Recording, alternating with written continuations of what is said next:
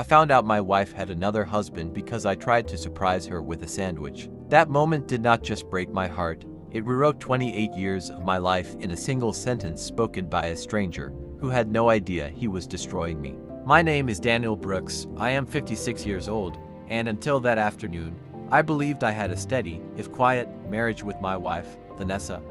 She was the CEO of a fast-growing company called Meridian Technologies, and I ran a small but stable accounting practice. Our lives had settled into a routine where she worked late.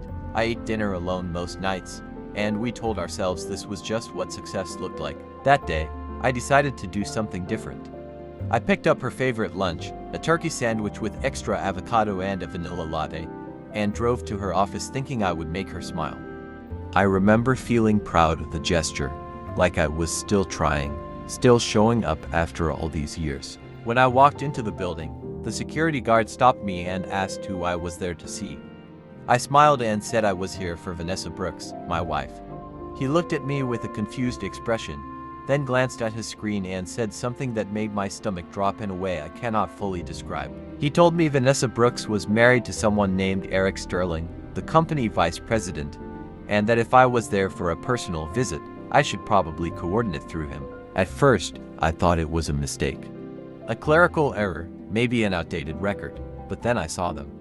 Vanessa walked through the lobby with a younger man at her side, laughing in a way I had not seen in years. Her hand brushed his arm, and the ease between them was not professional. It was intimate, natural, practiced. She introduced him to someone nearby as her husband. I did not confront her right away.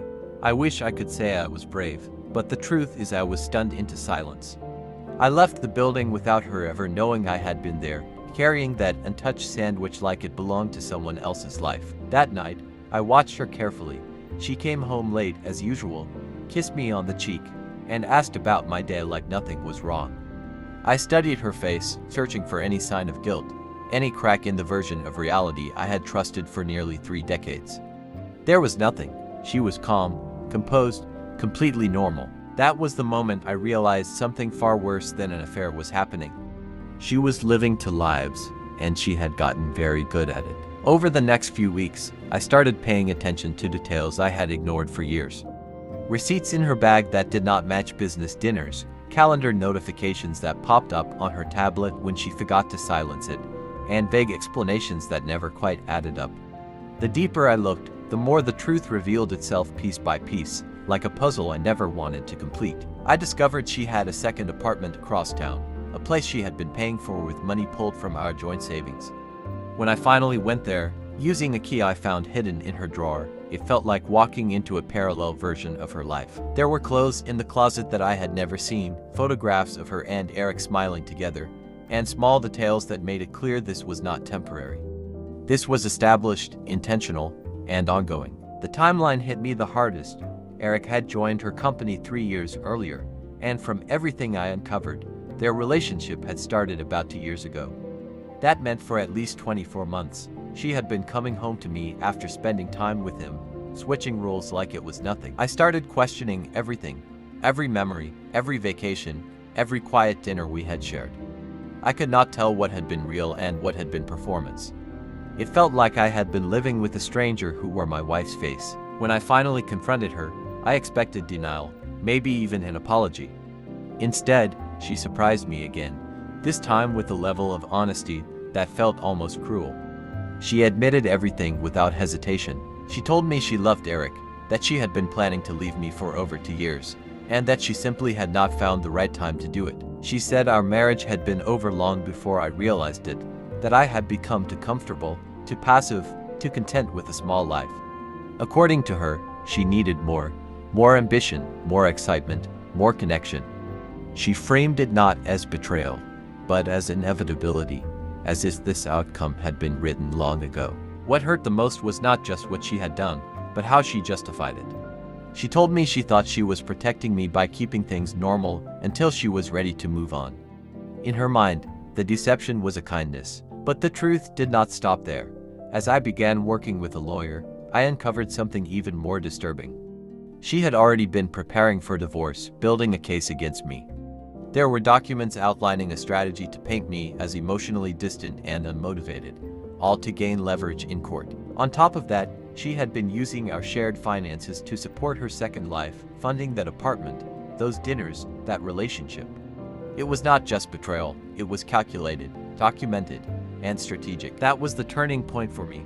For the first time, I stopped reacting and started acting. I gathered every piece of evidence I could find, from financial records to emails, and worked closely with my attorney to protect myself. Then I made one more decision that changed everything.